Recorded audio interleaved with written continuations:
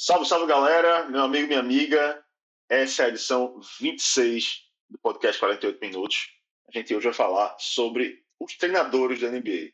Quem são os homens que estão ali na beira da quadra e quais deles são os destaques da temporada, né? Quem está brilhando, quem está levando seu time a sucesso, né? A gente categorizou esses treinadores, avaliou e a gente vai trazer essa análise minuciosa aqui para você. Eu, Heber Costa, Lucas Davi. Não é a voz que você está acostumado de Rafael Brasileiro, mas tem 48 mesmo assim.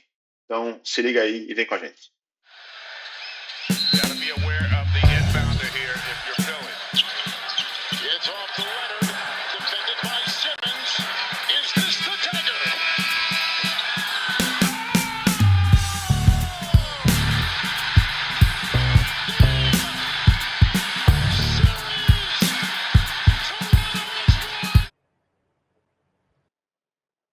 Salve, salve! Aqui quem fala é Pedro Galindo. Estou aqui com Heber Costa e Lucas Davi para essa edição 26 do podcast 48. Senhores, tudo bem?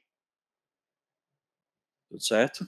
Tudo bem, assim, agora tudo bem, né? Passado aí o furacão do carnaval na minha vida, tudo bem. Como é que foi, Lucas Davi? Sobreviveu à produção desse grandioso evento do Carnaval Pernambucano?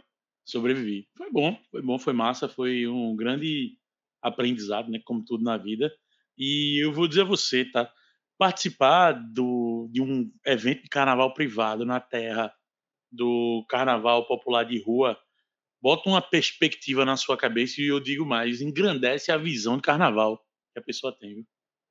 É isso. Com toda certeza, né, é um experimento antropológico bem interessante, né? Do qual eu não participei. Ficou em casa, Heber? Carnaval? Foi total. Conforme planejado, né? Conforme planejado, nada fora do curso. Eu tô aqui com a camisa do Celtão aqui, minha camisa de Rajon Rondo, para homenagear a felicidade da NBA de Luka Doncic estar jogando no Lakers, já que eles tiveram o Lakers vs Celtics dessa semana, foi o jogo mais assistido dos últimos 7 anos. Não sei se vocês viram isso. Então estou aqui homenageando o Boston, né? É isso. Antes já teve toda até uma divulgação, né? Ali no pré-jogo, redes sociais da NBA, né? Tipo, nova era do Lakers, a nova era dessa rivalidade. Então, assim, era realmente, né? Tudo em tempo que se falava de audiências baixas e problemas, né? Na NBA, será que ainda alcança o público?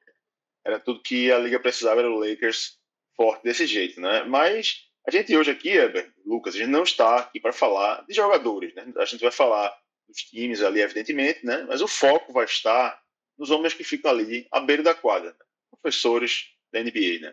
Os veteranos, como nosso queridíssimo Doc Rivers, né? Os novatos, como, sei lá, o Charles Lee lá do Charlotte Hornets, né? Do nosso querido Charlotte Hornets.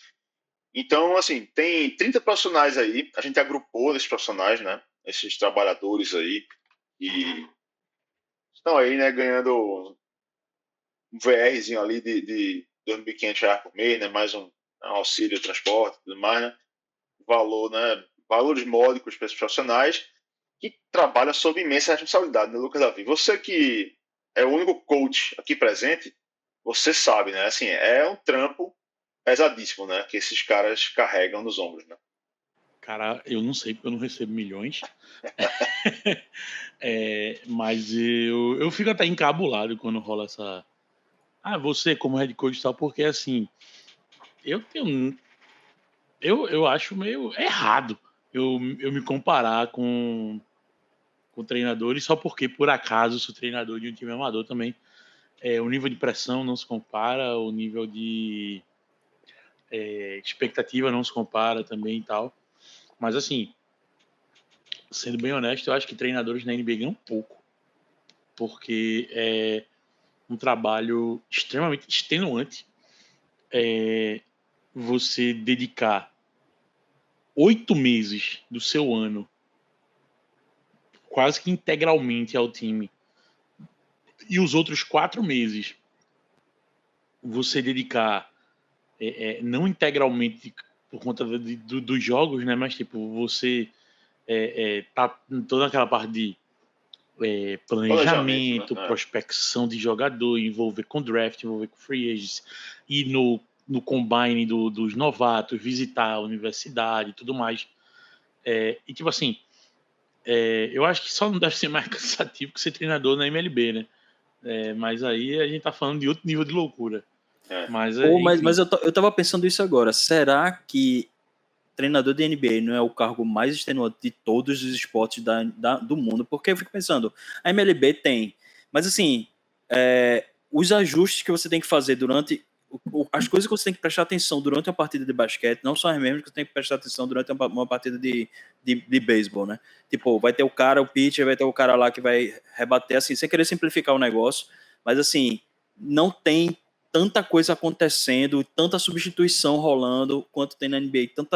A dinâmica é muito rápida, bicho. Eu vou muito tentar me intensa. limitar, a dizer assim, eu joguei beisebol de maneira bem amadora e bem breve, mas eu vou tentar me limitar a dizer assim, o treinador da NBA, ele tá correndo contra o relógio o tempo inteiro.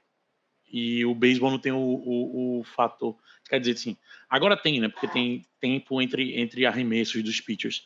Mas o fator tempo não é um negócio tão preponderante no beisebol quanto é no basquete. No basquete é implacável, né? Tu não pedir tempo para cortar uma reação do teu adversário pode definir o teu jogo, né? Então, eu acho que assim deve ser definitivamente uma das mais cansativas. E eu diria que assim, das grandes ligas, pegando aí as que eu tenho mais domínio, eu acho que os 3 cargos de treinador são bem extenuantes, porque um treinador de NFL tem que lidar com 53 jogadores, tá? Fora o coaching staff, que é muito maior do que o da NBA. Às vezes o coaching staff de um time de NFL é do tamanho de um time da NBA. E a MLB tem essa quantidade exorbitante de jogo, né? Então... Cada um tem um negócio que é exagerado pra cacete. E aí eu acho que todo mundo deveria ganhar melhor. Todos os treinadores das ligas deveriam ganhar melhor. É isso, né? São os caras que, assim, hoje em dia, né, você vê até alguns caras ali na NBA, né? A gente vai falar de alguns deles, né? Mas, por exemplo, o Monty Williams, que nem tá aqui no nosso programa hoje, porque ele tá em casa, descansando, né? E ele talvez tenha o maior salário aí, um dos maiores salários entre os treinadores, né, ligados à liga. Ele tá lá treinando o time, se eu não me engano, da faculdade ou do colégio do filho dele, na maior paz, e recebendo aí seus quase 20 milhões anuais, né? Enquanto assiste o Detroit Pistons aí com o JB Bickerstaff conseguir essa temporada, né? Que a gente com certeza vai conversar um bocadinho mais pra frente. Então, sem mais delongas, né? A gente vai explicar um pouquinho agora como é que a gente fez para dividir esses técnicos, agrupar esses técnicos. Eu vou passar a bola então para Eber, que é Eber, no caso aqui, desse meu lado, e vai explicar aqui, né? A gente dividiu aí os caras entre os novatos, mais ou menos, e os veteranos, não é isso? Acabou que a gente foi dizer assim, se a gente for avaliar todo mundo ao mesmo tempo, a gente vai eleger só o técnico do ano e vai ficar por isso mesmo, né? Então, assim, e é meio injusto até colocar os caras, tipo, novatos junto com esses caras e tal. Ao mesmo tempo, tipo, você vai ter caras que têm poucos jogos jogados e já foram campeões e tal, e, enfim, nenhuma divisão é perfeita, mas essa divisão que a gente fez acabou que deu certo, considerando quantidade de playoffs e de jogos de playoff e jogos de temporada regular, acabou que deu exatamente 3, são 30 técnicos, deu exatamente 3 grupos de 10, e aí a gente vai ver que, assim, tem uma disparidade muito grande, dentro de todos os grupos tem uma disparidade muito grande, tipo, tem gente que foi campeão que está no grupo do Coco Verde, né, que é o iniciante, tem gente que está na meiuca ali, mas também já tem mais cancha, então, assim, a ideia era a gente pegar mais ou menos só para tentar dividir, para não ficar tão.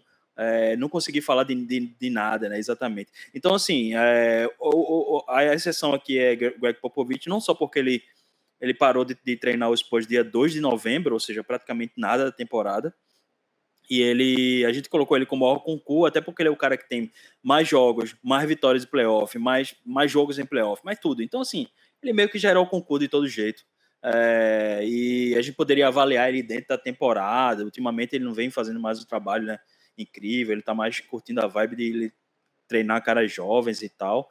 Mas aí a partir daí, a gente pegou todo mundo que está na liga e foi tentar colocar, né? O Mitch Johnson, que é quem substituiu o Greg, o Pop, né? Ele tá ainda mais... Tá um pouco difícil porque a NBA parece que o Basketball Reference parece que não considera ele como técnico ainda. Parece que ele tá ainda como interino e aí o quantidade de jogos não tá indo para ele. Mas enfim. Então, quais são as categorias? A gente pode começar vamos começar pelos novatos, né? E a gente vai subindo. A categoria Coco Verde é até 300 jogos, né? Sim. Seriam os caras que, somados jogos de temporada e jogo de playoffs, eles têm menos de 300 jogos. O primeiro aí é quem tem mais experiência, porque tem mais experiência de playoff, é Joe Mazzulla, né? Que já é campeão, inclusive, ele tem 229 jogos. Depois tem o Doka também com 229 jogos. Porque os dois, né, curiosamente, o Doka foi demitido do Boston e foi pro Houston na mesma época que o Mazzulla assumiu no Boston. Então, os dois têm exatamente a mesma quantidade de jogos. E o Will Hardy, que também tem 229 jogos, mas nunca jogou um jogo de playoff, nunca treinou num jogo de playoff, tá nessa categoria também. Ué, e aí vem os semi-estreantes, né, que são... Oi. Não, eu ia te dizer, só para assim, pra gente não precisar citar o nome de todo mundo assim, a gente vai, né, terminar falando, evidentemente, dos destaques da temporada, né? Assim, se aprofundando um pouco mais. Então, tá. vai passando aí pra gente, né, também não eu só ia tentar diferenciar mais ou menos os grupos dentro do grupo principal, aí, né? Porque mete tem bronca. esses três caras aí, Mazzulla, o Doka e Harden, eles estão com mais de 200 jogos. Então já é um nível um pouquinho diferente, por exemplo, do Rajakovic para baixo, que é menos de 150 jogos, né? E todos esses para baixo tiveram experiência em playoff, junto com o Harden, que apesar de ter muitos jogos, não teve também. Mas tem o Brian Keefe, que é praticamente um interino, que ainda está aí meio sem saber qual é a situação dele, Rajakovic, do Toronto, né, que já está no segundo ano, e os estreantes mesmo, né, que é Jordi Fernandes, Charles Lee, J.J. Redick, Doug Christie, que assumiu o lugar de Mike Brown, que saiu da lista por causa disso, e Mitch Johnson, que está com 60 jogos aí, pegou praticamente a temporada inteira do Spurs. Esses são os caras que a gente decidiu considerar, assim. Agora, lógico que a gente pode discutir como é que a gente vai dizer quem é o melhor cara desses aí. Pô, o Mazzulla já é campeão, então meio que, se o critério for esse, não tem muito o que discutir, né? Mas aí você pode ver, assim, aquela coisa o cara que tá tirando mais, né, do time que tem. Também tem esse lance assim, né? O famoso leite de pedra, né? Por exemplo, para mim, Jorge Fernandes está fazendo um trabalho espetacular. Inclusive, para quem não segue a gente no Twitter, hoje eu postei eu li uma entrevista de Angelo Russell no Hoops Hype, e ele falando do Jorge Fernandes, ele falando que ele e Kenny Atkinson são caras muito focados em trabalho, são caras que trabalham muito, e que ele acredita que esse exemplo do cara que é muito trabalhador, que você vê o cara chegando lá, dando expediente, vendo horas de filme, blá blá blá, que ele acredita que esse tipo de experiência, de exemplo que vem de cima para baixo é muito bom e tal, e que ele mostrou uma confiança muito grande, etc. nele.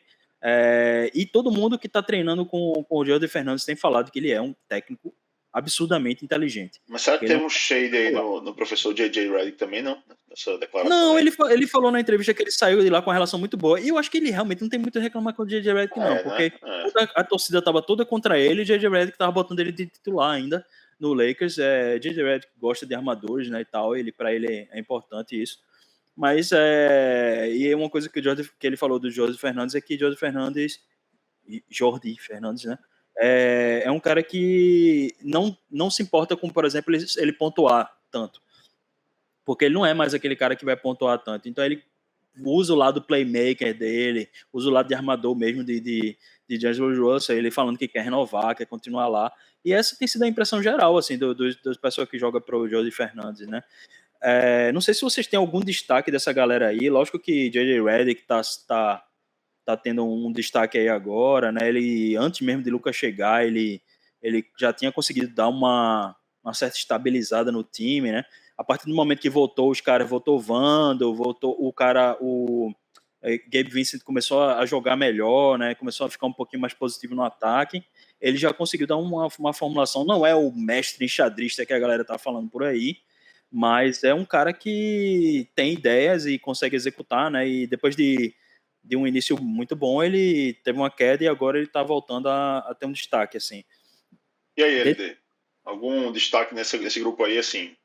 Deixar você livre aí pra... Eu tenho um destaque nesse grupo para mim, mas talvez seja um cara meio overlook que deixe talvez algumas pessoas impressionadas pelo destaque que eu vou fazer, mas eu gosto muito do trabalho do Darko Rajakovic, não do ponto de vista dos resultados, tá? Porque ele não tem nada que diga assim, nossa, realmente esse sérvio tipo, sei lá, eu acho que ele não deve ter 50 vitórias na NBA em 2 temporadas. Mas todas as entrevistas que eu vejo do Rajakovic, quando o assunto é gestão de pessoal, eu acho que ele é muito no ponto, velho. Eu acho que ele tem um entendimento de gestão de pessoas que é muito foda, que é muito bom e que, para mim, o que acaba fazendo um treinador na NBA durar mais tempo, por regra, é o entendimento que ele tem de pessoas. É o quanto ele entende de vestiário. Doc Rivers tá aí, não me deixa mentir, ele é o maior expoente.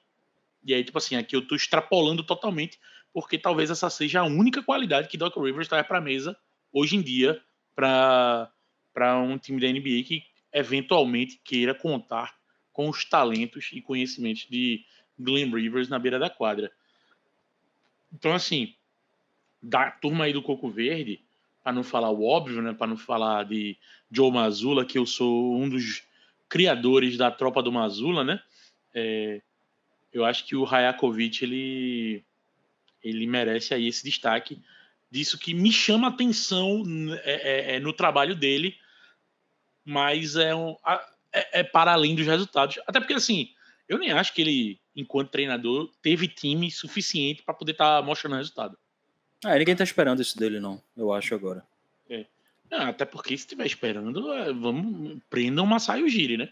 Não, na entrevista lá de Blake Murphy, ele falou que a expectativa do Toronto era só que eles conseguissem colocar os caras principais para jogar, porque eles não tinham conseguido jogar no passado, muita gente lesionada e tal. Então, e esse ano tá indo pelo mesmo caminho, né? E eles estão tancando geral agora, nessa semana eles estão fechando o jogo com 3 caras de two-way no time. E o boletim médico é pesado, tá? Pesado. Então, assim, ditos esses nomes aí, né, que vocês já citaram, né, o Darko, né, e o Jordi, eu também não quero ficar aqui chovendo numa olhada, até porque no último programa, né, acho que nos últimos 2 programas a gente falou um bocado já de J.J. Redick, do que ele tem feito lá no Lakers e de como a coisa melhorou, enfim, um cenário bem mais positivo, assim, da parte de dezembro, né, mas especialmente desde a troca. E também o Joe Mazzulla, né, que tipo, não precisa mais falar do cara dele, exceto que ele não precisa mais falar tanto do como ele é bom e dos resultados dele, porque né, já seria óbvio, mas acho que sempre vale a pena citar o lado doidão do Joe Mazzulla, né, que como a galera gosta de falar, é o maior psicopata da NBA atualmente. Assim, né? Não sei se vocês viram a entrevista dele essa semana, que o cara perguntou pra ele, Joe, seu irmão tá começando aí agora no... Tava ainda começou o técnico do Utah Jazz, ele é do outro time. Ele não pisca nem o olho, assim, né? O cara realmente, ele diz que não fala com Ime Udoka, né? No jogo contra o Houston também, ele não quis nem chegar perto. Vários caras, ele ex-técnico. O Charles Lee, né? Charles Lee foi esse. Foi o Charles Lee, ele... Não quero nem que passe perto aqui. Se entrar no vestiário, eu vou expulsar. Esse é um cara completamente doido. Ele assim, entra em campo, já falou que queria que tivesse mais briga também na NBA, enfim, uma série de comentários já do professor. Ele, para quem não sabe, que tem uma relação super próxima com o Guardiola, né? Ele vive tirando fotos junto, o Guardiola vai lá acompanhar os treinos, ele acompanha os treinos do Manchester City e tal. Talvez ele tenha pego um pouco desse estilão aí do Pep, né? Não sei. Apesar de Pep, não acho ele tão antipático nas entrevistas como o Mazzulla é. Eu acho que o Mazzulla criou um personagem e tá meio se perdendo nesse personagem demais, assim. Ele tem um ar assim, um pouco mais excêntrico, né? Mas, enfim... Eu vou dizer o seguinte, inclusive, para quem não sabe, Joe Mazzulla é próximo da cultura brasileira, né? Ele é praticante do BJJ, né? É verdade. O Brazilian Jiu-Jitsu. É verdade. Tá. Ele, É só uma coisa que eu ia comentar aí, que eu acho que a gente tem que comentar do Doka, né? Que, assim, justamente que eu ia citar. Fazer justiça ao fato de que ele deixou um Boston pronto pro Mazzulla também. seria interessante. Eu acho o caso do Mazzulla é meio parecido com o caso de Steve Kerr com o Golden State, né? Que Mark Jackson deixou o time ali naquela quase no limite ali para já chegar, já fazendo aquele negócio de chutar 3 pontos, já tal. E eu acho que tem esse lado aí. O Doka, eu não sei o que o Lucas estava falando, eu ia fechar justamente com o Doka por causa disso, porque eu não sei se o método dele de gerenciar pessoas é muito bom ou é tipo assim, funciona pela terapia de choque, tipo, porque ele, no Boston mesmo, ele era conhecido por jogar jogador embaixo do ônibus, né? Tipo, foi fulano, fez merda, não sei o que. E eu não tenho visto tanto isso no Houston, mas eu não sei se esse estilo também, ele não meio que não desgasta, sabe? Depois de um tempo, se enquanto tá ganhando, tá tudo bem, mas depois que começar a dar merda, se o cara não vai ser o primeiro a ser sacado, sabe? Ele é um cara que puxa muito, assim, né? Desde que ele chegou lá, ele falou que queria resultado em Houston, né? Falou, ó, desde a primeira coletiva, a gente veio aqui para ganhar, não vai reconstruir nada, é para crescer, não sei o quê. E assim, ele parece realmente esse cara muito exigente e obsessivo, assim, né? E eu ia citar justamente ele, né? Então, fechar basicamente esse grupo, o Corpo Verde aqui, já que o resto, né? Não tem nada assim que você possa dizer que, poxa, realmente está merecendo destaque, se você chamar a atenção, né? Acho que para esse papo que a gente vai ter aqui nesse programa para falar dos destaques da temporada, esse grupo vai se limitar mais ou menos a isso, né? E o Ime Udoka, ele é um cara que, assim, ele transformou esse Houston, né, num elenco jovem quando ele chegou e fez esse elenco amadurecer, né, revelando uma série de jogadores, assim, de trazendo os caras para se transformarem, né, em grandes versões assim de si mesmo, sabe? E, tipo assim, você vê o desenvolvimento de caras como o Amen Thompson, né, que está se tornando um dos jogadores de elite da liga defensivamente falando, né? Jabari Smith Jr., né? Alperen Sengun sendo já foi All-Star. Então, assim, é um time que, assim, apesar de ter algumas limitações, né, que eu acho que passa um pouco também pelas decisões que tem que ser tomadas aí no futuro médio, né, dessa franquia. Tipo assim, às vezes parece que eles têm muitas opções ali, muito talento e falta definir um pouco melhor os papéis, né? Só Jalen Green enfim, muitos jogadores bons, Tari Eason e vários caras que podem crescer, mas que não vai ter espaço para todo mundo, né? Então, assim, Houston vai poder talvez crescer mais, né? No momento em que mais para frente for tomando essas decisões e agir no mercado, como se fala, né? Mas, enfim, o trabalho que o Medoco vem fazendo, né? Enfim, especialmente, né, defensivamente, assim, é um time que não tem um super ataque, assim, mas vem se caracterizando por ser um time, uma pegada muito forte na defesa, que sufoca os adversários. Não tem um grande pivô, né, em altura, mas que tem vários caras muito grandes de envergadura. Peraí, pô, Sengun diminuiu, encolheram o homem? Não, mas ele não é um grande não é pivô. super, 2,11 não é grande mais não? Que é isso, pô? É porque ele é meio Sabonis, né? Ele parece que é aquele cara meio alto que parece baixo porque não pula muito. Não... Tipo assim, comparado com outros pivôs aí da conferência, ele é mais baixinho, né? Agora ele joga... Né, e não defende o aro também, né? Não defende o aro também não, exatamente. Eu acho que é porque ele tem braço curto, ele parece... Vamos lá. Ele não defende o aro, beleza, tudo mais, mas dizer que o homem é baixinho, não. Aí vocês estão tá bom. Ele joga acho que era isso que eu queria dizer, no final das contas. Tipo assim, é um cara que não tem essa capacidade defensiva inteira, toda, assim, né? De defender o aro e, enfim, envergadura pequena, como a Meba já falou. Eu acho que você é só o teste visual mesmo. Você vê ele contra os pivôs, contra o Jokic, contra outro cara assim, ele é pequeno, pô, para os caras assim. Ele não tá, né, no tamanho em relação aos outros pivôs dominantes da NBA. Agora, ele compensa, né, na técnica e com uma série de outras coisas, com footwork, enfim, ele é um jogador que gosta muito desde o draft. Mas bom, para a gente fechar a categoria, eu penso o seguinte, porque se eu disser assim, vamos escolher o melhor desse aí, é um negócio meio vago.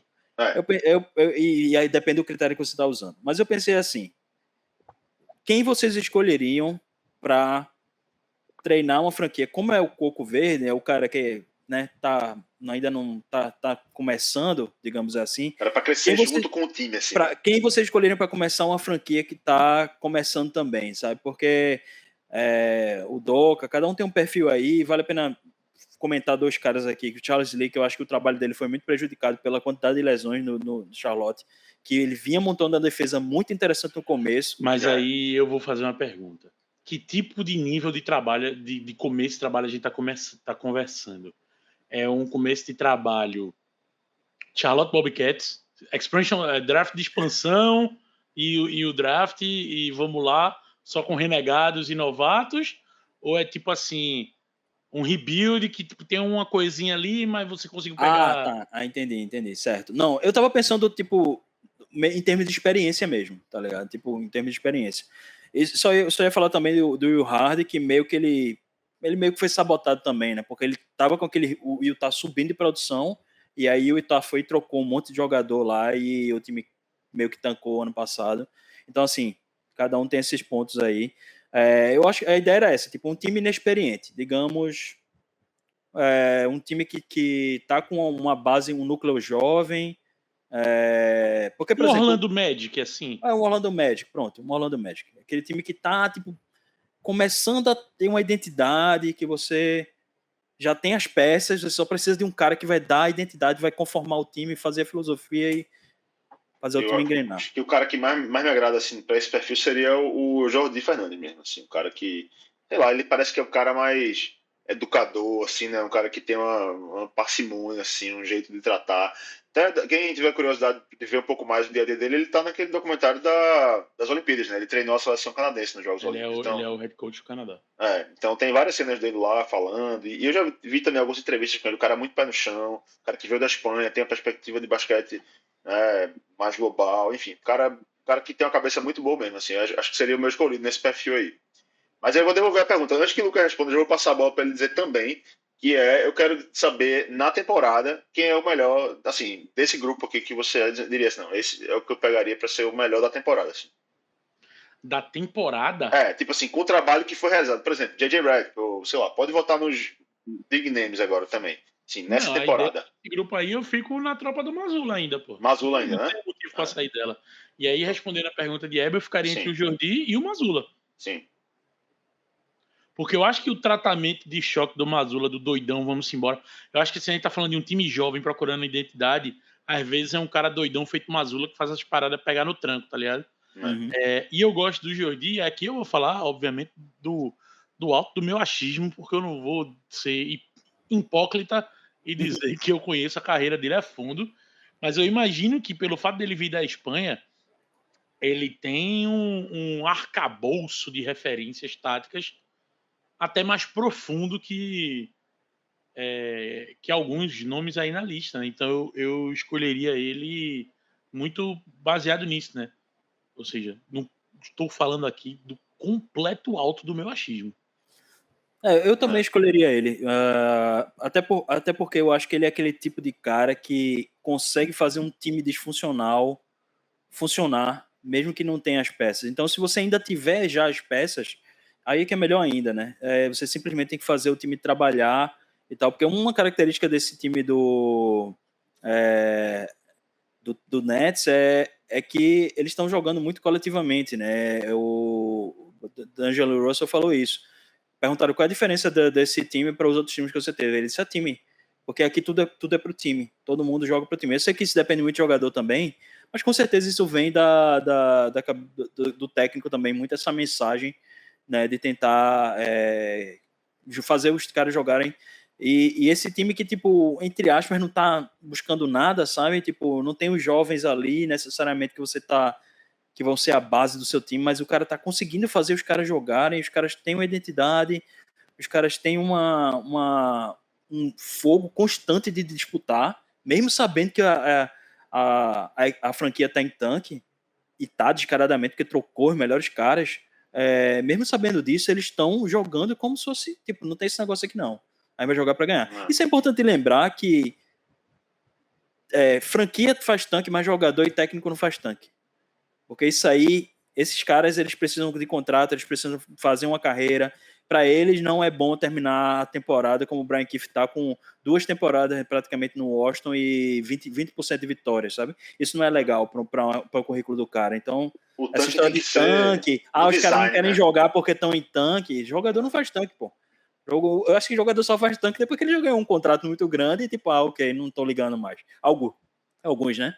sem querer citar nomes. O tanque tem que ser por design, né? Lá de cima, assim, o cara tem que planejar bem para perder, assim. Tira os caras de quadra, né? Vamos trocar e tal, mas não os caras que estão jogando lá, o treinador, né? Perder as partidas de propósito, né? Mas e na temporada, você vai com o Lucas Davi aí e escolhe o Joe Mazzulla ou algum outro nome destaque? Assim? É muito difícil, né? Não colocar ele, porque ele é dentro desse grupo, né? Tipo, ele é o segundo melhor do leste e ele é o atual campeão, então é muito difícil não dizer que é ele. Se ele fosse assim, foi campeão, mas tá capengando, o time já não tá mais a mesma coisa e tal. E assim, tem uma coisa que é preciso dar o crédito a ele, eu falei que ele herdou de Udoka e tal, mas ele colocou essa identidade de 3 pontos do Boston, tipo, com uma coisa historicamente nunca vista antes. O time, a quantidade de bola de 3 pontos que o Boston tá chutando, no Udoka não fazia isso não, assim, é uma coisa dele, de Mazzulla, que ele está implementando e está levando à enésima potência a ideia do time como chutador de 3 pontos.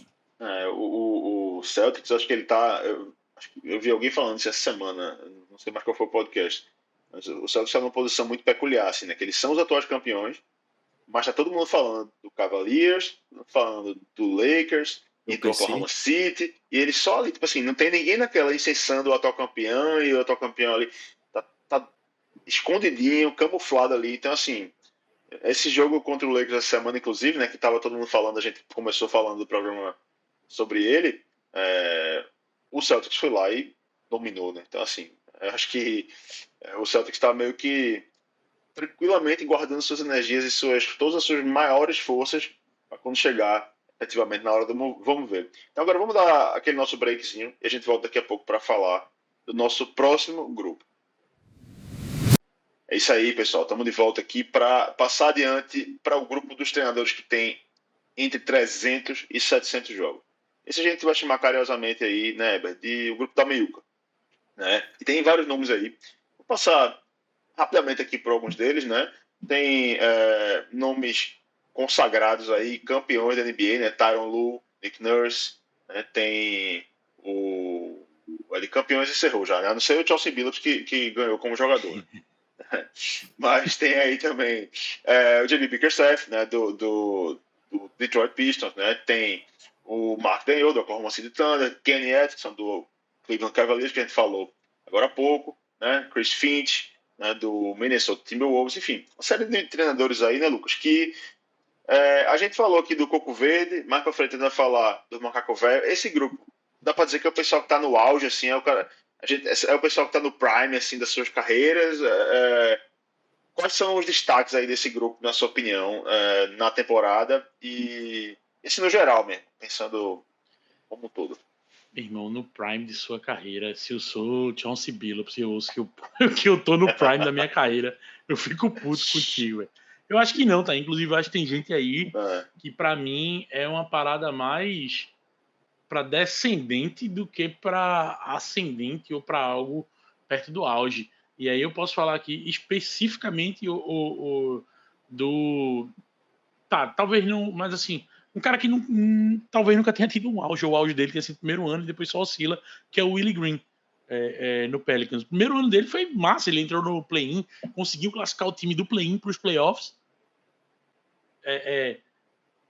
tirou, acho que foi o Clippers que ele tirou no primeiro ano dele de head coach, foi para os playoffs, fez um playoff, assim, não vendeu caro, né, a eliminação no playoff daquele ano. Para o Wolves, né?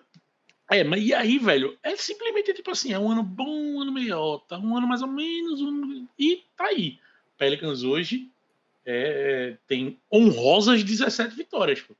E aí, outro cara que também pra mim não dá pra gente dizer que ele tá no auge, a gente pode falar o seguinte, Pedro, talvez tenha sido nesse sentido que tu tenha perguntado, que se não for o auge, é a galera que tem partida suficiente pra gente poder fazer uma avaliação certeira. Muito bem colocado, é isso mesmo.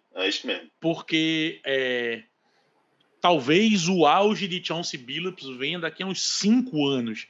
Mas hoje, dentro da amostra que a gente tem, que ele tem 312 jogos, inclusive se você olhar aí, ele é o cara que tem 0 jogos de playoff como treinador. É o único desse grupo que tem 0 jogos de playoff. O único desse grupo, somando os 2 grupos de cima, ele é o único que tem 0 jogos de playoff. Então, assim, a gente tá falando de um cara que, pô, eu vou ser muito sincero, o Billups está finalizando aí sua 4ª temporada, tem pouco mais de 100 vitórias em 4 temporadas, e não tem nada no trabalho do Chauncey Billups que eu olhe e diga assim, pô, ele trouxe isso aqui que é legal. Ou, pô, o Billups, ele tem essa característica que é legal. Eu acho que tem uma coisa que é, assim, ele era um cara muito defensivo, trabalhou num time muito defensivo, aquele time do Pistons que ele foi campeão, e ele tenta dar uma identidade defensiva e realmente, agora que ele tá com as peças interessantes, ele tá conseguindo fazer o Blazers defender, mas é uma coisa que oscila muito ainda não dá pra ter certeza que ele conseguiu fazer o time. Eu acho, Weber, que isso aí é mais uma vontade dele do que uma característica do jogo dele. Sabe? Guardadas as devidas proporções, aí é mais ou menos como eu acho que o Snyder, o Quinn Snyder no Jazz, ele tinha uma vontade de ser um time de um grande volume ofensivo, mas era o volume naquela tática de padaria, né? O ataque em massa, a defesa em bolo, e ele era um ataque em massa. Não era um negócio sistemático como era o Golden State Warriors do Steve Kerr. Tanto que quantas vezes a gente não falou do Utah Jazz, que vivia pela bola de 3 e morria pela bola de 3, né? Então, assim, eu acho que o Billups, a gente tá falando do cara que tem uma vontade de ser essa mente defensiva. Talvez ele até tenha mérito em ensinar defesa, principalmente uma coisa que ele era muito bom, que era a defesa na bola, né? Ele era um dos melhores marcadores na bola, no auge dele.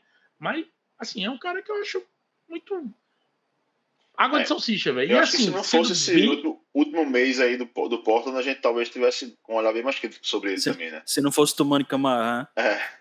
E aí eu vou dizer se ele ensinou a defesa de Tumani Camará na bola, que ele defendendo o Curry ontem, bicho, pra um cara que é meio big assim, que é meio joga na 4 ali, foi espetacular, velho. Assim, o cara consegue acompanhar, o cara.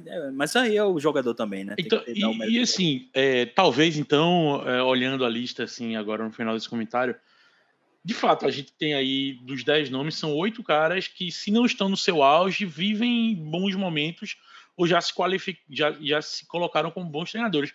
O próprio Jamal Mosley, que está tendo uma temporada difícil, mais abaixo das suas últimas, ele é um cara extremamente respeitado em Orlando, pô. Você vê que ele faz parte dos planos do Magic e ele tem mérito. E outra coisa, tipo, é o cara que quando o Mavericks perdeu, os jornalistas mais ousados chegaram a falar que Orlando viraria possibilidade para Luka Doncic, que era um cara que gostava muito do Mosley quando ele era assistente lá em Dallas.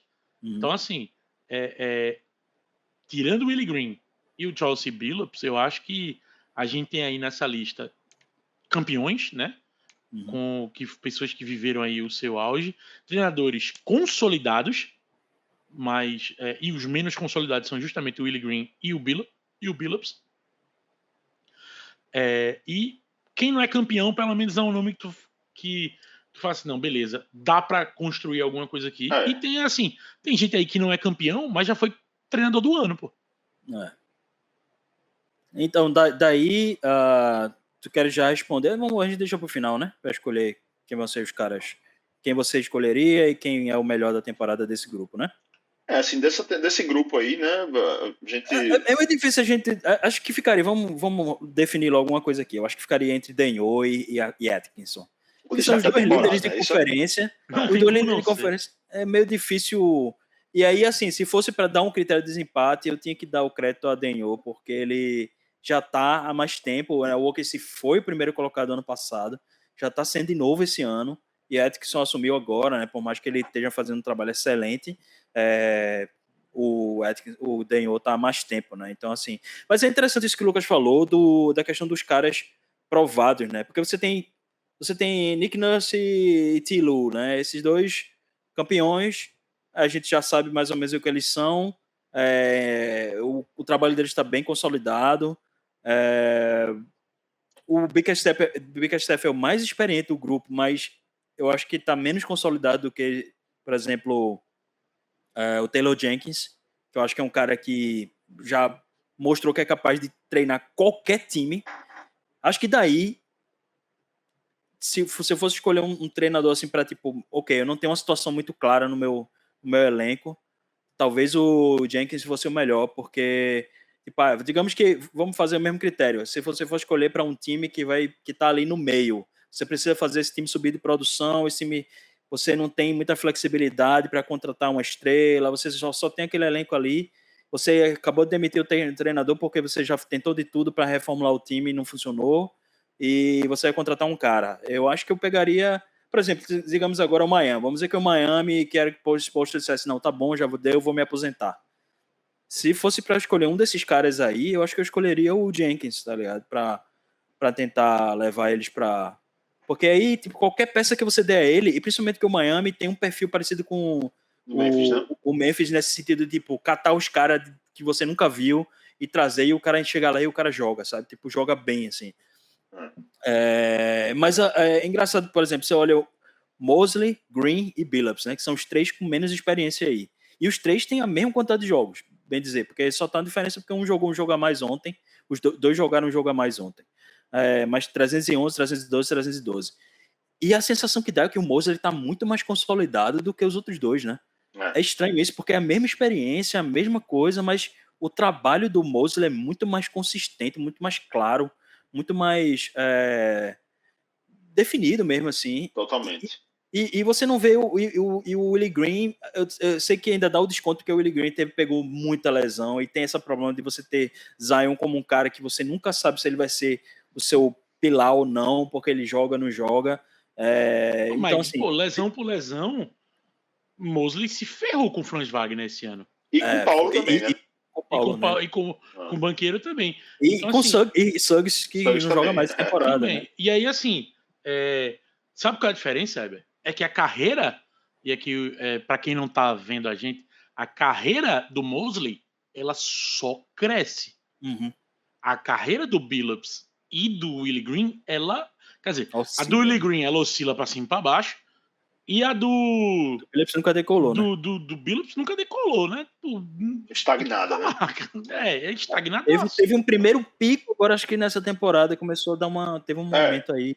Bom. Depois das últimas 4, 5, 6 semanas ali, realmente foi que o trabalho do Billups deu uma virada, né? Com os jovens do Portland começaram a jogar um pouco melhor, o Danny Avdija, né, florescendo aí no jogador útil na temporada, né? Eu acho assim que o Jamal Mosley, né, desde o tempo do Mavs, né, ele já era assim, um cara respeitado na liga como uma mente ofensiva, né? Ele era o coach de ataque do Rick Carlisle na época. E era um cara que o Luka, né, respeitava ele demais. Então, assim, ele tem uma reputação, né? Não que os outros não tivessem, né? Principalmente o Chauncey Billups, que é um Hall of Famer, né? Então, esses caras aí, desses menos experientes aí, eu acho que realmente eu concordo com vocês totalmente. O Jamal Mosley, ele tá um grupinho acima, né? Vocês estavam falando aí sobre um treinador para começar um projeto, não tivesse certeza se ia ter uma estrela ou não. Eu fiquei pensando muito aí no Mark Daigneault mesmo, né? Porque, assim, esse grupo aqui dos experientes, né, da Meiuca que a gente falou, tem alguns caras interessantes que são... tem esses menos experientes que a gente falou agora, mas esses do topo, principalmente, são caras que têm uma cara já, uma reputação na liga, né? Por exemplo, o Tyronn Lue. Ele é um cara que você pode perguntar para a maior parte dos jogadores, aí eles vão dizer que é um cara que tem o melhor ajuste de jogo da NBA. Um cara que está sempre atento e que tem umas sacadas geniais no meio do jogo e tudo mais. Ele é conhecido por isso. O Nick Nurse, estrategista, né? Aquele perfil, né? Que todo mundo lembra das coisas que ele já fez lá no Toronto, das experiências, do box and one na final, em Steph Curry, uma série de coisas aí, né? E, enfim, o Taylor Jenkins, o Weber já falou demais aí, já, todo a carreira dele, a identidade e tudo mais. Então, assim, são vários treinadores aí que são consolidados. E, particularmente na atual temporada, né, o JB Bickerstaff e o Kenny Atkinson, que estão, um treinador do Cavs e outro ex-treinador do Cavs, estão brilhando aí, os dois, pelos seus resultados e, enfim, pelo crescimento que eles conseguiram dar aos seus times, né? Aí eu vou discordar um pouco, discordar não, né? Eu vou apresentar o ponto oposto da argumentação de Eber, né? Que ele preferiu entre o Daniel e o Kenny Atkinson, ele disse que escolheria o Daniel, mas o Kenny Atkinson, ele chega no Cavs, né? Ele assume um time que tinha algumas questões ali que, sei lá, o pessoal achava até que Evan Mobley, o Jared Allen tinha que ser trocado, o Darius Garland, o Donovan Mitchell. As pessoas nem sabiam se esse time tinha liga, se ia dar certo, e ele pegou esse time meio sem cara, e ele tá conseguindo fazer um negócio assim, impressionante, né? Eles estão, acho que já tiveram a terceira série de mais de 10 jogos de invencibilidade que eles estão tendo na temporada, né? Assim, só para deixar claro, Não. o Atkinson é meu treinador preferido desse grupo de aí. todos eles, sim. De todos eles. Eu acho que o Golden State fez uma merda não tendo substituído Steve Kerr por ele enquanto ele estava lá até o ano passado. Deveria ter demitido Steve Kerr e ter trocado. Eu acho que já estava na hora, porque, enfim, não vou entrar aqui na questão do coisa. Acho que vale a pena também só dar um salve pro Chris Finch, que a capacidade dele de pegar um time de um jeito, dar uma cara e depois receber um jogador como o Gobert, que teve que mudar o time, a filosofia completamente do time, e ele conseguiu fazer isso, conseguiu transformar um time que jogava em transição num time que joga em meia quadra. E agora com os Cats saindo, ele já teve que criar ele já está tendo que criar uma outra identidade que está começando a se consolidar de novo. Assim, é um trabalho, a flexibilidade, a versatilidade dele é muito impressionante também. Então, Lucas e Eber, vamos aqui fazer o nosso, como a gente fez na outra categoria, né? Primeiro, treinador no geral e segundo na temporada. Na temporada, então, Eber, se eu entendi bem, você escolhe o Kenny Atkinson, não é isso? Não, o destaque da temporada. Ou vai ser o Daniel? Putz, eu acho que eu vou ficar em cima do muro, não. Acho que vai ser o Daniel, tem que dar o mérito a ele de como ele consegue fazer esse time defender. Que não é só questão de ter peças, ele realmente ele conseguiu. Ele deu uma cara pro time que já vem de muito tempo, assim. Tem que dar eu não posso. Por mais que eu adore Atkinson, eu prefiro a Atkinson do ponto de vista de técnico, eu tenho que reconhecer o trabalho do cara que tá muito sólido, assim. Então, se você tivesse uma franquia para começar um trabalho, seria Atkinson, mas não, é isso. Relativa à temporada, o Mark Daniel e tu. No caso, eu não falo começar um trabalho, eu acho que a gente devia fazer essa outra categoria também, de tipo, você já tem um time, o time não tá dando muito certo, você demitiu o treinador, mas você já tem uma galera meio experiente, tá ligado? Esses você tem o Milwaukee Bucks. Você tem um Milwaukee Bucks, sabe? Você tem um time que não tá nem subindo nem descendo, o time que tá precisando de alguma coisa para mudar, para melhorar, e aí você pega quem? É aquele time que não é contender e ainda não... Nessa categoria eu vou dizer, o meu nome seria Talu. Aí não tem jeito, para fazer, dar ser o fato novo ali no Bucks, né? Chegar ali, acomodar as estrelas, e tá tudo bem, galera. Durante o jogo ele ia ter as sacadas ali dele. Enfim, eu acho que pro cenário do Bucks, sendo eu, era ele. No geral, eu acho que de todos esses aí, eu escolheria o Mark Daniel. E eu faria o oposto de tu, bem na temporada, Kenny Atkinson. Uhum. Eu vou ficar com Kenny Atkinson. Sem essa frescura de geral a temporada aí, não. Os dois. Eu vou ficar com Kenny Atkinson porque, sei lá, a mudança de chavinha do Cleveland Cavaliers é até um pouco assustadora. É mesmo. Bom, mas agora que a gente vai passar para o outro grupo, né, a gente vai fazer aquela pausa e a gente já volta. Senhores, chegamos então à nossa derradeira categoria e agora a gente vai falar dos OGs, né? Os lendários treinadores da NBA aí, que já tem mais do que 700 jogos. Na verdade, o Jason Kidd tá quase ali, né? Ele que eu botei considerando somando os playoffs, né? Que ele tem 64 playoffs, aí passa de 700, né? Isso, então assim, esse é o cara que tem menos jogos, é Hall of Fame já, o Jason Kidd, ou eu tô enganado? Ou ele vai... Como jogador, sim. Como jogador já é, mas se ele for treinador... Não, eu não sei se ele já foi eleito, mas ele será um Hall of Fame como jogador. Eu acho que ele já é, velho. Deixa eu... Então, nessa categoria aqui a gente começa... Ele é Hall of Famer, Hall of Famer já, né? Começa então com esse Hall of Famer, Jason Kidd, né? Tem o Billy Donovan. Isso subindo, né? Tá indo de baixo para cima. De baixo para cima. Billy Donovan, que a liga já tá com seus 800 e poucos jogos entre temporada regular e playoff. O Snyder, o Steve Kerr, do Golden State Warriors, Mike Budenholzer, do Phoenix Suns, o Michael Malone, do Denver Nuggets, Tom Thibodeau, do New York Knicks, Eric Spoelstra, do Miami Heat, o Rick Carlisle, né? Esses aí, a partir do Eric Spoelstra, né? E do Rick Carlisle e do Doc Rivers, já são os caras que tem mais de 1.000 jogos de temporada regular, de 1.300 jogos de temporada regular. E o Doc Rivers aí, que já falamos bastante dele, com seus 1.959 jogos de temporada regular e 221 de playoffs. Ele é quem mais se aproxima do nosso concurso, Greg Popovich, que já tem quase 2.300 jogos de temporada regular e quase 300 jogos. 2.500 se somar tudo, né? 2.500 soma uma vida na NBA, né? Surreal, velho. Então, e a gente aproveita para desejar as melhores também ao Greg Popovich, que não sei se volta no que vem, né? Eu sinceramente estou achando que ele vai terminar Só para assumindo outra função lá, sei contextualizar, lá. Pop é o terceiro treinador na história da NBA com mais jogos. Ele só está atrás de Lenny Wilkins, que tem 2.487, e Don Nelson, que tem 2.398, né? No caso, temporada regular, né? Ele, para ele tentar mirar esses recordes aí, tentar passar, eu acho que fica meio puxado já, né? É bastante coisa, né? Seria mais uns 2, 3, 4 se você aí, somar os playoffs, talvez ele até... Não, ele ainda não passa, mas fica perto. Ele fica em terceiro. Enfim, já é uma sensacional marca, né? 3 décadas de NBA e quase mais de 2.500 jogos. Enfim, é o nosso Okonkwo, que está em casa descansando, e na off-season a gente certamente vai vir aqui falar do Spurs para saber, né, se ele vai ficar lá, ou se o Mitch vai continuar, ou se virar um outro treinador. Enfim, assunto para o futuro. Mas, senhores, desse grupo aqui que eu acabei de falar, né, alguns treinadores lendários, vários campeões, né? Doc Rivers, Carlisle, Spoelstra, Mike Malone, o Mike Budenholzer, Steve Kerr, Jason Kidd, não, só jogador, né?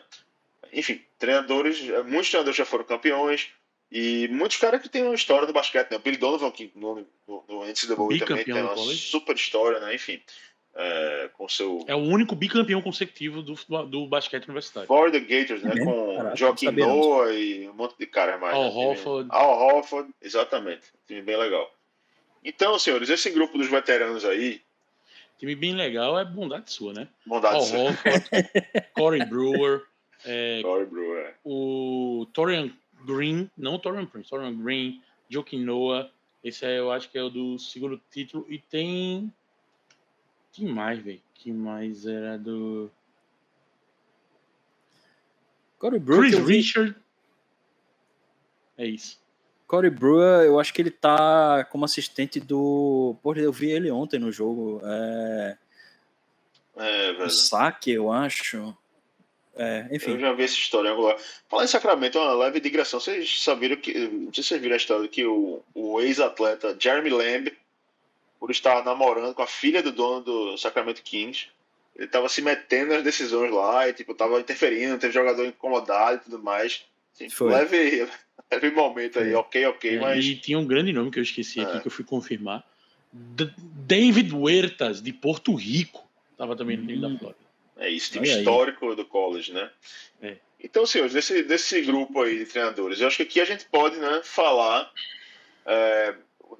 os que estão no topo das conferências, a gente já falou no grupo anterior, que aí acho que sim, são os caras que estão no prime aí, né? Kenny Atkinson e o Mark Daigneault. Mark Daigneault até assusta um pouquinho, né? Porque ele é da nossa idade, assim, ele tem ainda uns 30 anos de NBA, se ele quiser, pela frente, então é até injusto dizer que esse é o prime dele, né? Mas enfim, mas nesse grupo aqui a gente tem os caras que estão há bastante tempo em seus times, né? Como o Michael Malone, por exemplo, que está aí recuperando seu Denver Nuggets, mas enfim, desse grupo aqui, quem é que vocês gostariam de destacar? Pra temporada, se quiser nesse esquema de pra temporada, eu vou falar do mesmo jeito que eu falei do Rajakovic lá, do ponto de vista, vamos dizer assim, não tão ortodoxo. Eu vou falar do Billy Donovan de um ponto de vista também não tão ortodoxo, que é o seguinte: Billy Donovan chega na NBA e vai para a final da conferência. A final da conferência da discórdia, não foi? Né? Isso, no OKC. A final da conferência da discórdia, né? Que é quando o OKC perde em 7 jogos para o Warriors, e no outro ano Kevin Durant implodiu o time. Implodiu o time. Só que uma coisa que eu sempre gostei do Billy Donovan é que ele se cercava de uma galera e fazia essa galera crescer. A gente já falou aqui hoje de 2 caras que entraram na liga como assistentes de Billy Donovan. O próprio Mark Daigneault e o Brian Keefe. Isso para não falar que quando ele foi para o OKC, ele puxou logo o Monty Williams para a comissão técnica dele. O Monty Williams, que já tinha lá sua história, né, com o Blazers e tudo mais. Ou seja, a exemplo do Popovich, ele já tem seu próprio coaching tree já, né? De certa forma, sim. Eu não gosto do Billy Donovan em Chicago, porque é um trabalho inconsistentaço, assim, não tem... E assim, é até um negócio que, velho, eu boto na conta dele, mas eu talvez bote mais na conta do Carniçova do que na dele. Pô. A Que é o cara instituição que Chicago Bulls chegou... é brincadeira, né? Porque, assim, ele é o cara que chegou pra fazer o time pular subir de patamar, e o time nunca subiu, porra, de patamar. Ele pegou o Chicago naquele ano que Butler saiu, foi? Acho que foi um pouco depois já. Ele pegou o Chicago, ele pegou Ele aquele pegou assim... ele pegou de... Como é o nome daquele cara? O Chicago no O 2021. Roy... porra, como é o nome do... Royberg. Garforman. Não, Ele era teve Garforman. Garforman era o GM, né? E o o treinador treinador de era... Garforman era Jim Boylan. Isso. No ano tá. da bolha. Mas Isso faz então, tempo o já, Royberg né? foi O antes, primeiro ano de Carniçovas foi com Billy Donovan. Que foi o ano isso. que chegou Lonzo Ball, DeMar Rose, não sei o que, né? Foi o ano que ele foi buscar Vucevic em Orlando. Isso. Então, assim, ele teve porque Jim Boylan saiu rápido, eu tinha esquecido dele. Já. Boylan ficou basicamente só a temporada... porque o Bulls não chegou nem aí pra bolha, né? Não era ele que mandava a galera correr, dar 1000 voltas na quadra, o pessoal ficou puto e tipo, teve essa história lá na época. Então, assim, o Carniçovas, ele chega lá nesse ano, e o primeiro ano do Carniçovas com o Billy Donovan, o Bulls ganha mais, tipo, tem acho quase 10 vitórias a mais. No segundo ano vai para os playoffs e a galera falando, beleza. E o Carniçovas, ele tem, que é uma coisa que acontece muito na NBA, né, que é um negócio que a gente vê muito em jogo de videogame, em livro, em RPG. Ele tem uma lenda fundamental, né, que é a lenda de que ele que montou o Denver, que virou o time... Ele que bateu as asas da borboleta, que virou o Denver campeão da NBA, né? Ele tem essa lenda fundamental sobre ele. Ele draftou Jokic, né, e Nurkic, e né? Trocou Nurkic. Ele draftou Jokic, trocou Nurkic, sei que e tal. Tem toda essa parada aí com ele. Só que, tipo, não engrena. Mas, enfim, o programa não é sobre GMs. O Billy Donovan em OKC, não sei se vocês lembram, mas na temporada da bolha, quando o Chris Paul tava lá, ele foi finalista para treinador do ano, pô. Lembro. E ali já não era, tipo, o melhor OKC que ele comandou. No ano que ele comandou, o melhor OKC que ele comandou, ele não foi pra votação de porra nenhuma. Ele não foi... Ele quer dizer, ele, tipo... Deve ter recebido aqueles votos de quinto lugar, tá ligado? Tipo, sei lá, terceiro. Acho que ele só vai até terceiro, votação do treinador. Mas, quando a gente chega na temporada da bolha, ele ganha treinador do mês, ele é eleito... Ele é finalista do Coach of the Year. Então, a gente tem um Billy Donovan que, guardadas as devidas proporções, porque ele voou voos mais altos, mas ele não teve baixos tão baixos, ele é o Willie Green desse tier de cima, pô. Sim. O cara chega na NBA batendo na final, velho. Pá, de cara. Perde em 7 jogos pra maior dinastia do século. E depois foi só ladeira abaixo, né? Bem dizer, tipo, foi, porque... Tem o respiro ali na bolha e depois passa. Esse ano na bolha foi aquela história que, tipo, quando o Chris Paul vai lá pra OKC, já era aquela coisa que o Houston mandava... Todo mundo sabia que era uma temporada. Era tipo assim, vai passar uma temporada lá e vai vazar. E assim, era uma espécie de dump, né, do Houston, né? Que ele queria pegar Westbrook pra lá pra Houston, é isso? E mandou o Chris Paul lá pra OKC, já como uma coisa, não é assim, salary dump, ele vai, sei lá, um negócio meio de uma cara de tanking, e aí chega na hora, o OKC joga pra cacete, cheio de novinho lá, e chega aos playoffs e tudo mais. Então, assim, foi por isso que ele foi Coach of the Year também, né, no ano, né? Foi bem um ano que o OKC superou todas as expectativas, né? O começo desse time aí, mais ou menos, já tinha alguns caras que estão aí, eu acho. Mas Ludort, o Shai já tava, o Ludort. Na verdade, ele descobriu o Ludort. Foi o primeiro ano do Ludort. Pois é. Eu tava lendo aqui, em termos de percentual de vitórias, ele tá no meio, exatamente no meio de todos esses treinadores aí, que estão em atuação agora. Ou seja, ele tem 54% de vitórias, e considerando que ele nunca pegou um time rebuild de fato, né? Ele pegou o Chicago já para tentar tirar o Chicago, né, do rebuild que já tinha dado errado. É um pouco decepcionante. Por exemplo, o Chris Finch tem mais percentual de vitórias do que ele. O Doka tem percentual de vitórias melhor do que ele. Então, assim, uma carreira meio meio meia boca para um cara que foi tão campeão, né, na NCAA. Então, assim, desse grupo, eu acho que tem alguém assim que esteja merecendo um grande destaque. Eu acho que nesse momento, eu acho que o que eu poderia falar realmente seriam esses mais veteranos mesmo aí, que inclusive estão jogando agora, aqui, enquanto a gente grava, né? Milwaukee e Indiana. É engraçado porque ele começou falando mal, né? E aí o macaco velho, você já tem uma opinião tão consolidada sobre ele que a sua tendência é falar mal do cara, né? Porque desses caras aí todinhos, a gente tem mais coisa para falar mal do que para falar bem, né? É verdade. Por exemplo, o Golden Rose, a gente sabe que ele é um cara muito, muito inflexível, ele perdeu séries de playoff por não ter sido flexível o suficiente. Ok, campeão e tal, mas não já teve trabalhos posteriores agora e a gente não tá vendo nada, né? O Thibodeau, a gente sabe os problemas que ele tem, né? Um ataque pouco criativo, ele é conhecido como um cara técnico super defensivo, mas você vai olhar os times dele em defesa, nem sempre foram tão bons assim, nem sempre foram top 10. Extenua seus jogadores em temporada regular e chega quebrado. E é meio que inevitável a gente avaliar esses caras mais pela carreira do que pela temporada, né? Porque na temporada, eu acho que a gente tem que dar o crédito mesmo a Michael Malone. Em suma, é aquela história, né, Ber? Morro herói ou vive o suficiente para se tornar vilão, né? Os caras que estão no auge aí, bonitinho, cheirosinho, né? Treinando seus super times aí. E esses caras aí, os veteranos aí, já estão cheios de. Quanto mais você acumula os fracassos ali, fica juntando. Eu acho que isso é muito. Isso que tu falou agora é muito o caso de Steve Kerr. Eu acho que Steve Kerr já meio que tá passando já do limite. Ele ganhou uma sobrevida agora, mas parece que sempre a sobrevida vem de fora, sabe? Sempre uma mudança que o time faz, alguém que chega, alguma coisa. Mas quando você vê o time dando uma estagnada, ele não consegue fazer nada. Ele não consegue mudar o sistema de jogo, ele não consegue, sabe, tipo, aproveitar melhor as peças. Por exemplo, a gente viu várias vezes o Golden State trazendo caras como Chris Paul, como Dennis Schroeder, para tentar ter uma opção de pick and roll.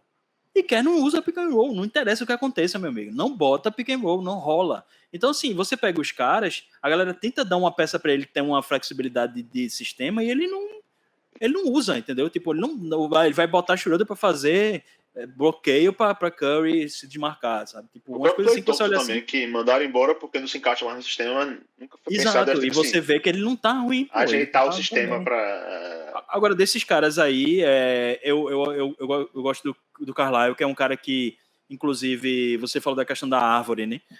Ele tem caras que foram descendentes dele. O Jamal Mosley, que a gente falou já. O Dwayne Casey, pô, foi assistente dele no título em 2010. Terry Stotts, que foi treinador do Portland até pouco, era assistente dele também. E o J.J. Redick já falou também em entrevista que tipo, ele não pensava ser treinador. A primeira pessoa que botou isso na cabeça dele foi o Rick Carlisle, na época que ele passou pelo Dallas, já no final da carreira. Inclusive ele era, não sei se ele é ainda, mas ele era tipo o presidente da associação de técnicos, uma coisa assim. Ele é um cara que ele tem um alcance um pouco maior aí. E dos caras assim que tipo realmente você tem que dar o crédito mesmo, eu acho que Spoelstra é um dos principais, porque ele pegou o time muito bom e pegou o time muito ruim e ele sempre conseguiu ser, assim, no mínimo fazer o time jogar.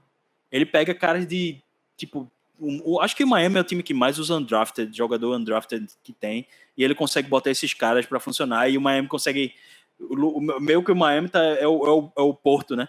É o Porto daquele Pernambuco de revelar jogador, né? Assim, tipo, consegue pegar uns caras que ninguém nunca viu, aí consegue trocar o cara por valor, quando chega lá o cara não joga bexiga nenhuma no outro time, e eu acho que muito disso é mérito de Spoelstra, né? Que consegue fazer qualquer cara praticamente jogar e consegue ter uma flexibilidade de sistema enorme e tal. Eu acho que de todos eles, assim, tipo, seria o meu favorito de uma maneira geral, assim, né? O Eric Spoelstra do grupo aqui é o meu preferido. Pra mim é o cara que, né, o melhor treinador da NBA na CNTP, no geral, é o cara que eu mais respeito, assim. Agora, e eu acho que o pior do grupo, eu acho que é bem claro aqui também, é o Jason Kidd, né? Pra mim, Jason Kidd até hoje, ele não mostrou, assim, se ele é um treinador mesmo. Pronto, a gente falou de vários caras aqui nesse grupo da meiuca, que tem uma cara, que tem um jeito de jogar. Tipo assim, o Jason Kidd já treinou o Bucks, já treinou o Mavs e ninguém sabe qual é o jeito do time jogar, né? Ele joga do jeito que sua estrela joga e fica por isso mesmo, né? Então... eu acho que ano passado ele teve a chance dele e assim, o Boston dominou completamente, né, o Dallas, e ali você viu, porque no ano anterior, o que foi que aconteceu? O Dallas não tinha pivô, E a gente viu o Dallas chegando contra o Golden State e o Golden State tipo, brincou com o Dallas, né? Porque ele não tinha proteção de garrafão. E ok, você ainda dá desconto assim, porque ok, faltou a peça para, né, poder funcionar. Mas no ano passado, não. No ano passado ele tinha esse time aí, que o Dallas, que Nico Harrison, que vai pro inferno, acabou de desmontar completamente. E ele tinha um time todo, um time que engrenou, que tava funcionando, que tinha o pivô para jogar com o Luka, que tinha o ala que pontua, que tinha tudo. E ele chegou na final e não conseguiu mostrar nada contra o Boston. Assim, eu não me lembro exatamente da final, mas a sensação que eu tenho é que o Boston brincou. Assim. Ele ficou completamente sem resposta, né? Ele ficou sem resposta. Então acho que expôs muito a limitação dele como treinador, aquela final ali. Então, assim, Lucas, quem é, só para Lucas dizer, quem é o teu preferido daí? Velho, eu fico entre Michael Malone e Spo. Eu gosto de Carlisle e Spo. O Malone, a única coisa que eu fico assim meio com o Malone é que ele me lembra um pouco o Budenholzer na questão dos ajustes. Porque eu nunca mais ficou... Sabe aquele negócio chamuscado na sua mente? Aquela imagem de Chris Paul destruindo o Jokic com mid-range 5 jogos seguidos e Michael Malone não fazia um ajuste para marcar Chris Paul. Então, qual é o meu problema com o Carlisle? É o seguinte, velho.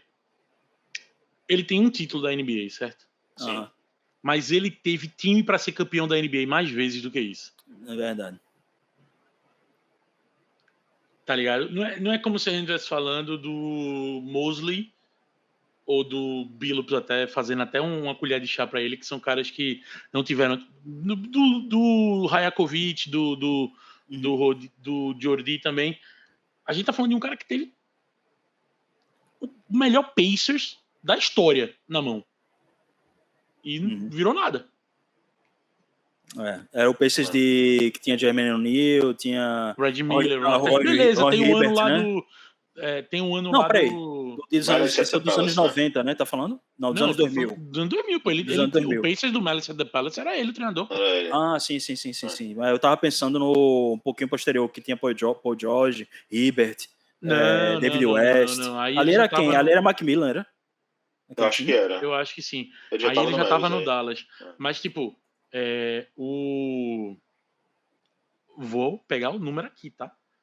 O senhor Rick Carlisle tem uma temporada de 61 vitórias na carreira, porra. No Pacers. No Pacers. O Pacers de Jermaine O'Neal, Ron Artest, Al Harrington, restos de Red Miller ainda, mas fazendo 10 pontinhos por jogo, Jamal Tinsley. Era um final de safra, ali, né? Assim, mas era um negócio bom ainda, pô.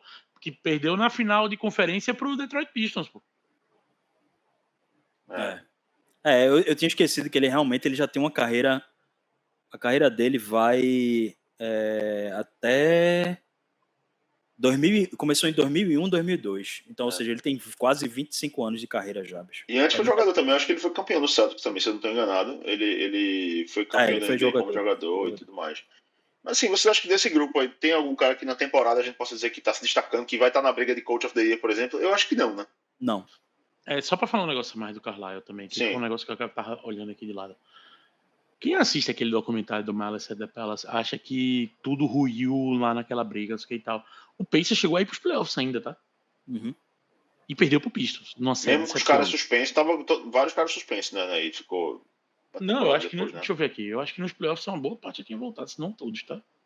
Porque eu sei que o Jermaine O'Neal foi que pegou uma suspensão pesada, né? Não, foi só o Artest que pegou. Jermaine O'Neal pegou 25 jogos e depois eles cortaram pra 15, porque parece que viram que ele não tinha... Artest foi que ficou a temporada toda fora.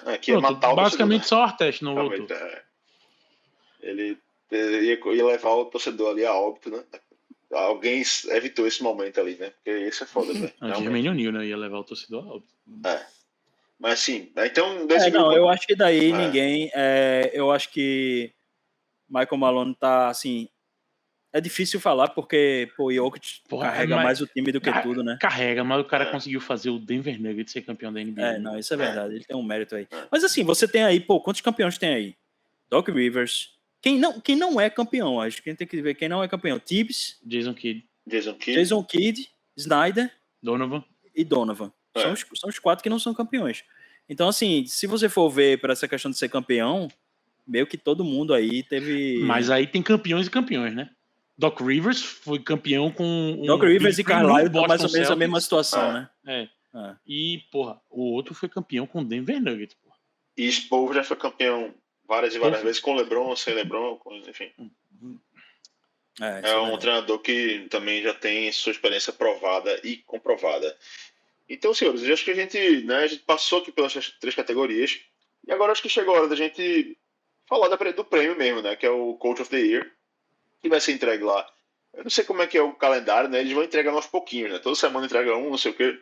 Então, não sei quando é que vai sair o prêmio do Coach of the Year, mas a gente já está se aproximando do fim da temporada, né? Então, a gente citou aqui, para repassar, né? Na categoria dos novinhos aí, do Coco Verde, a gente citou Joe Mazzulla, Ime Udoka, o J.J. Redick, que passou em outro programa já, não foi hoje, o Rajakovic e o Jorge Fernandes. Desses 5, a gente vai apontar para quem é que é um candidato real na briga de Coach of the Year. Para mim aí só tem 2, é o Joe Mazzulla e, aliás, 3, Joe Mazzulla, Ime Udoka e J.J. Redick. Eles estão assim, não vou dizer briga, mas estão na conversa, né, como eles gostam de falar.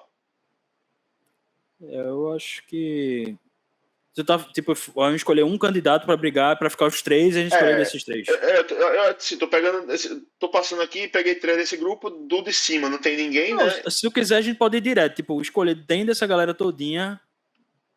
E aí eu tava separando só para facilitar as ideias aqui, porque assim... Eu botaria Mazzulla aí, desse grupo aí. Mazzulla como destaque desse grupo, assim, o candidato real desse grupo, né? Sim. E no outro grupo a gente tem aí que a gente falou, né? O Kenny é o candidato ao quê, exatamente? Ao Coach of the Year, o prêmio mesmo. Coach of the Year vai ser agora, a temporada. Coach of the Year. Pô, aí eu falo, porque os outros 2 candidatos estão nessa categoria do meio, pô. Vocês acham que vai fugir desses 2, então, não? Velho, eu vou ser bem sincero. Do mesmo jeito que a NBA faz justiça no prêmio de MVP, justiça torta, né? Quando alguém injustiçado no outro ano vai lá e ganha. Esse ano era pro Mazzulla ganhar, tá? Porque ano passado era ele. Ano passado só que esse ano foi o Danhô. Tem 3 caras aí com caso bem forte nessa categoria do meio, né? Tem o Danhô e o Atkinson, e tem o Bickerstaff também, porque a NBA adora uma comeback story, né? Então, assim, tipo, essa história do cara que, tipo, um time que foi o pior da história ano passado, ter virado um time que vai pra playoff agora, muito provavelmente, realmente é uma coisa bem impactante. Mas, meu candidato, inclusive, acima de Mazzulla, todo mundo, o meu candidato aí é Atkinson, porque ele foi a mesma coisa de, tipo, melhorou o Kevin, mas ele só melhorou.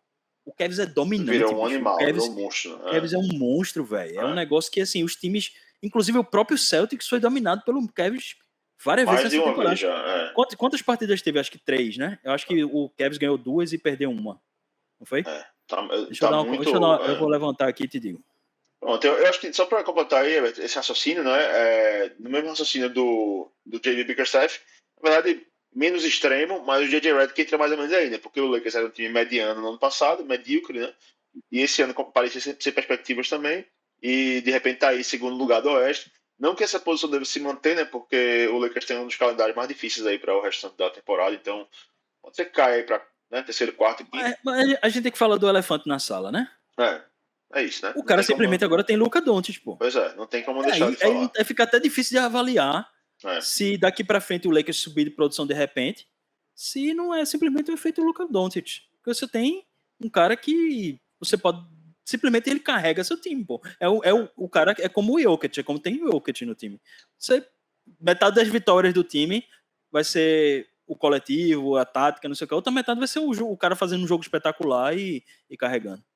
Então dá para dizer que nossos candidatos reais aqui nesse ano, então, de Coach of the Year, são o Mazzulla, o Danhô, Kenny Atkinson e o J.B. Bickerstaff. Correndo por fora, acho que o Bickerstaff ainda dá para botar. São esses nossos 4 candidatos. Então, a gente fez o raio-x todo aqui dos 30 técnicos, então esses são os 4 candidatos que devem tá na maioria dos ballots, e vocês acham que quem é que vai levar então a dividida? Pra gente encerrar o programa que já tá aqui. Eu já falei Atkinson, então acho Atkinson, que... né? Eu acho que vai ser ele também. Lucas Davi. Eu acho que vai ser o Atkinson também. Mas vocês discordariam disso ou tá de boa? Não, pelo contrário. Não, Eu acho que não. não Acho tem que muito tá o que em casa discutir, aí. não.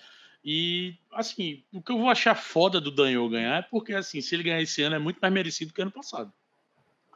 Mas é o que você falou mesmo, né, Lucas? Nem sempre a justiça vem na hora certa, né? Às vezes demora um pouquinho, enfim, a história do, sei lá, SGA mesmo agora, né? Tipo, vai tá se consolidando aí como principal candidato, mas, sei lá, é uma coisa que é mais controlada pela narrativa de um time que vem crescendo há 2 anos, enquanto isso a gente está ignorando a temporada que Jokic vem fazendo, né? Que foi o que ele falou ontem, né? Ele disse, particularmente eu estou jogando o melhor basquete da minha vida, né? Aí fica implícito, eu já fui MVP 3 vezes, eu tô jogando o melhor basquete da minha vida. Mas se não for para ser, é porque não era para ser mesmo, e ele joga pra caramba também, ele falou isso. Só para corrigir a informação que eu dei aí, o Boston e o Cleveland já jogaram 4 vezes e tá 2-2. Então, assim, porque a última vitória foi um viés de recência, né? Como diz a história. A última vitória foi do Cavs, mas tá empatada a série Mas assim, não era para ter um time no leste tão pegando de frente com o Boston assim, né? Com certeza. Só isso ninguém já esperava. Antes da temporada, ninguém esperava que o Boston ia, sabe, tipo... E já perdeu de uma maneira... Em segundo, quem esperava... Quem ia botar o Boston em segundo lugar na temporada? Eu acho que o primeiro jogo que o Cavs ganhou do Celtics foi bem mais... Foi um jogo mais... como é que pode dizer? Mais dominante, assim, né? Foi uma diferença maior do placar. E o último jogo foi uma virada agora na semana passada, né? O último jogo entre Cavs e Celtics, que o Celtics começou ganhando e o Cavs virou no final. Jason Tatum e Jaylen Brown falaram as besteiras lá no meio do jogo também, e no final do jogo o Cavs terminou levando. E o Cavs está em ritmo para ter a melhor temporada da história, né? Se eu não me engano.